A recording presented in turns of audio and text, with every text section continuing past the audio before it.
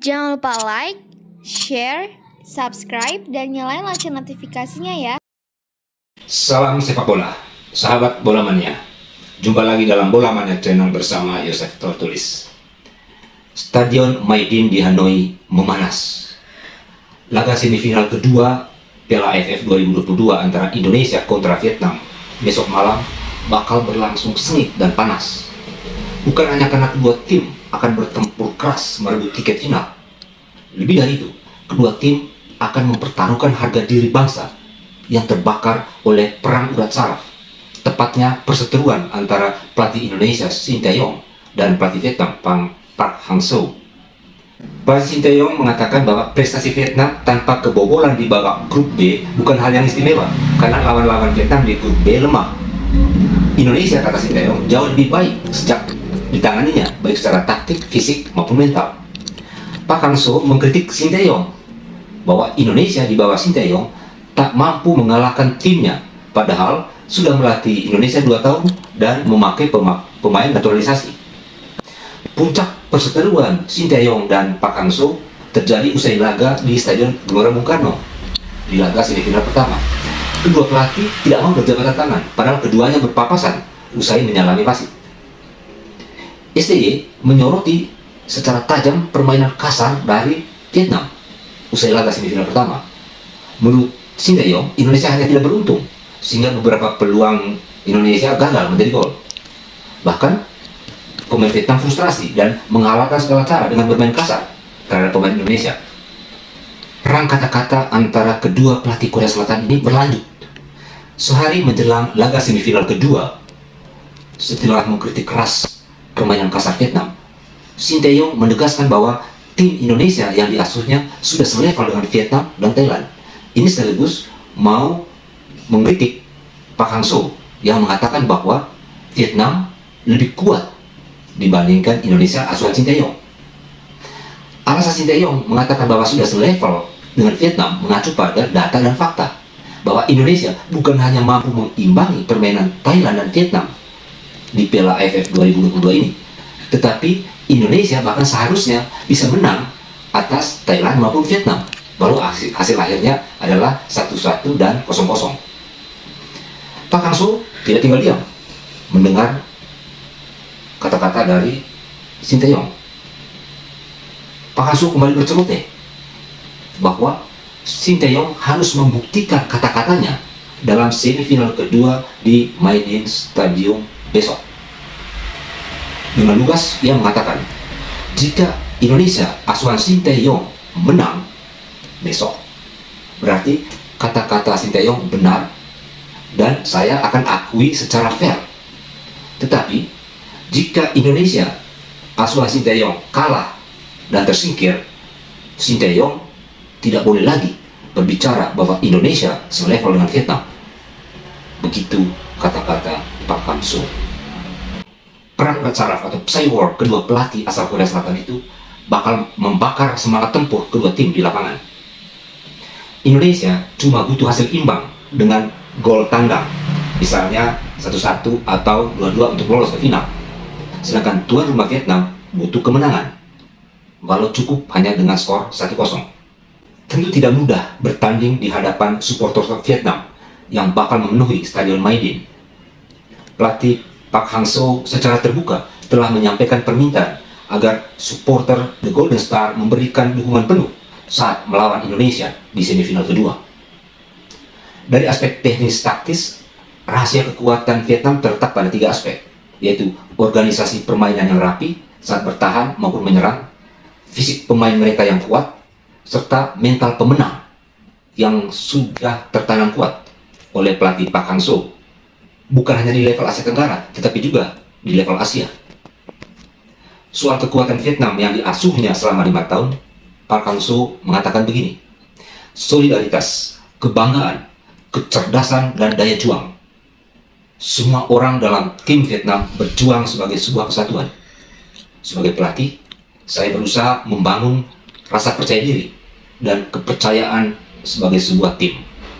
Dari pernyataan Park Hang-seo dapat disimpulkan bahwa kekuatan Vietnam sebagai sebuah tim sudah lengkap, teknis, taktis, maupun non-teknis. terutama fisik dan mental. Namun peluang Indonesia mempermalukan Vietnam dengan mencuri gol tandang cukup terbuka. Bahkan saya melihat peluang menang 50-50. Potensi itu dapat dilihat dari beberapa faktor. Pertama, bahwa tim Garuda sudah memiliki mental petarung dan mental pemenang yang mungkin penuh decut oleh tim pelatih. Bagaimana membakar hati para pemain bahwa ini laga hidup mati, bukan sekedar angkat piala, tapi menyangkut harga diri bangsa. Pemain harus dipompa semangat tempurnya karena Pak Hangso telah meremehkan Sinteyong. Meremehkan pelatih Sinteyong berarti meremehkan bangsa Indonesia.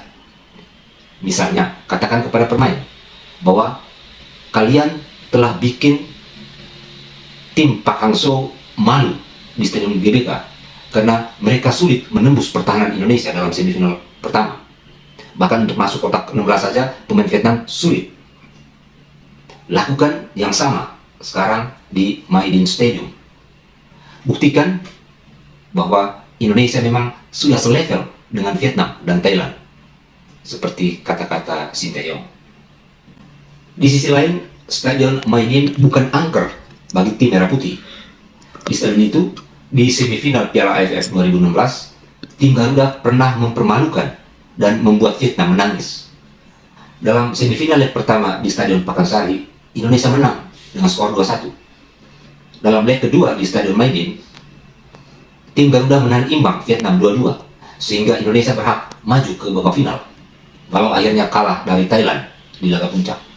Jadi, untuk mengalahkan Vietnam, kunci utamanya terletak pada mental pemenang yang dilandasi oleh mental petarung. Pelatih Vietnam Pak Hangso boleh saja besar kepala dengan mengatakan bahwa Vietnam lebih kuat dari Indonesia. Faktanya, dalam duel semifinal pertama di Stadion GBK Jumat lalu, Vietnam tak bisa menembus kotak 16 Indonesia. Sebaliknya, tim Garuda melancarkan tembakan 9 kali ke gawang Vietnam dan 4 yang bisa dikatakan sebagai peluang emas. Faktor kedua, saya melihat bahwa tim Garuda sudah cukup bagus dalam menerapkan skema dasar 3-4-3 yang lebih balance, lebih seimbang antara bertahan dan menyerang. Dengan formasi 3-4-3, maka tim Garuda bisa mengunci agresivitas dan permainan organisasi Vietnam. Sekaligus, 4 gelandang dan 3 penyerang memiliki kemampuan untuk melancarkan counter attack yang cepat.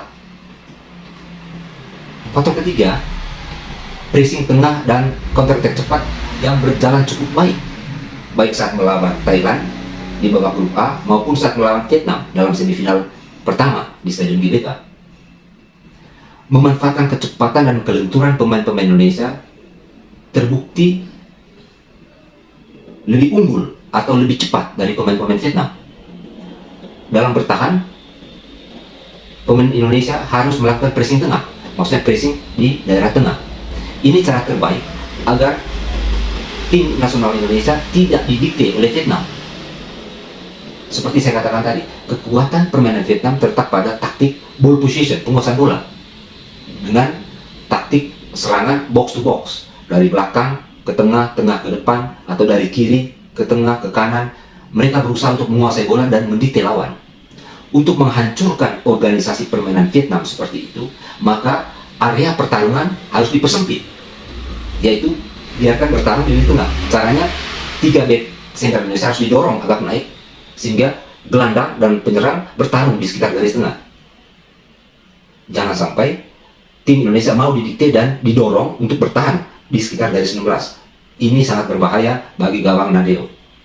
Dalam duel semifinal pertama melawan Vietnam, 3 back sentral Indonesia, Fahrudin, Jori Ahmad, dan Rizky Ridho, maupun 4 gelandang, yaitu Asnawi di kanan, di tengah ada Maklok dan Rahmat Irianto, kemudian di kiri ada Arhan Pratama, memiliki kemampuan yang memadai untuk bertarung ketat di lini tengah. Bukan hanya mengunci serangan Vietnam, tetapi juga dari situ bisa melancarkan serangan balik cepat. Faktor keempat, saya melihat bahwa pelatih Sinteyong memiliki skuad yang cukup memadai, baik dalam bertahan maupun menyerang, termasuk untuk mencuri gol tandang. Pilihan ideal Sinteyong tentu starting line up di laga semifinal pertama yang terbukti ampuh untuk meredam serangan terstruktur dari pemain-pemain Vietnam. Apalagi ini bertarung di kanan Vietnam.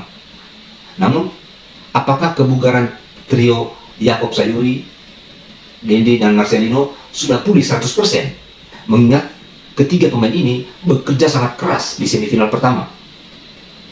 Saya melihat bahwa Sinteyong bisa memiliki opsi memainkan Witan dan Sadil di 45 menit babak pertama untuk bisa mencuri gol tandang. Witan Sulaiman dan Sadil Ramdhani harus bekerja keras seperti yang ditunjukkan oleh Jakob Sayuri dan Marcelino Ferdinand di 45 pertama melawan Vietnam di Stadion Maidin. Jika Witan dan Sadil kurang efektif dalam melancarkan serangan dan mencuri gol, mungkin pelatih STY bisa menurunkan lagi Sayuri dan Marcelino di awal babak kedua, karena kedua pemain ini sudah menunjukkan bagaimana melancarkan serangan dan mencuri peluang untuk mencetak gol di daerah pertahanan Vietnam, seperti yang terjadi di Stadion GBK. Seandainya tertinggal misalnya, pelatih Sinteyong masih punya 3 opsi pemain lagi, yaitu gelandang serang Ricky Kambuaya, kemudian ada penyerang sayap yang juga skillful dan kemudian punya naluri gol yang baik, yaitu Egy Fikri. Lalu masih ada juga Ilijan Spasojevic sebagai target man di ujung tombak. Dalam duel seketat ini, peran pemain yang sangat pengalaman seperti Spaso bisa menjadi kunci kartu as, karena dia bisa berperan sebagai tembok maupun sebagai eksekutor yang harus gol di kotak penalti. Faktor kelima, saya melihat faktor non teknis bahwa perlu mengerahkan dukungan supporter Indonesia yang berada di Vietnam, yang mungkin bisa bekerja sama dengan kedutaan besar di Vietnam. Dukungan supporter penting agar para pemain, Fahrudin dan kawan, tidak merasa berperang sendirian di tengah riuh supporter tuan rumah. Bila perlu, para pemain bertemu dengan supporter sebelum laga, atau setidaknya mendekati kelompok supporter di dalam stadion. Faktor non teknis ini penting karena para pemain butuh dukungan di saat mereka harus bertarung dan merebut tiket final yang sangat krusial. Perang urat saraf antara Sinteyong dan Park Hang-seo telah membuat pertarungan semifinal kedua ini bakal sangat emosi. Saya meyakini Sinteyong sudah menyiapkan taktik jitu untuk membungkam mulut besar Park Hang-seo, sekaligus mempermalukan Vietnam di hadapan supporternya di Stadion Maidin. Soal hasil akhir, ya bola itu bulat.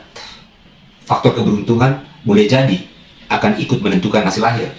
Seperti 4 peluang emas di mulut gawang Vietnam dalam semifinal pertama di Stadion GBK. Tak satu pun berbuah gol bagi Indonesia. Semoga Dewi Fortuna kali ini menaungi tim Garuda di Stadion Maidin di Hanoi. Lebih dari itu, tim Garuda harus menunjukkan permainan hebat bahwa Indonesia di bawah Sinteyong memang sudah selevel dengan Vietnam asuhan Park Hang-seo. Sahabat bola mania, sampai di sini dulu.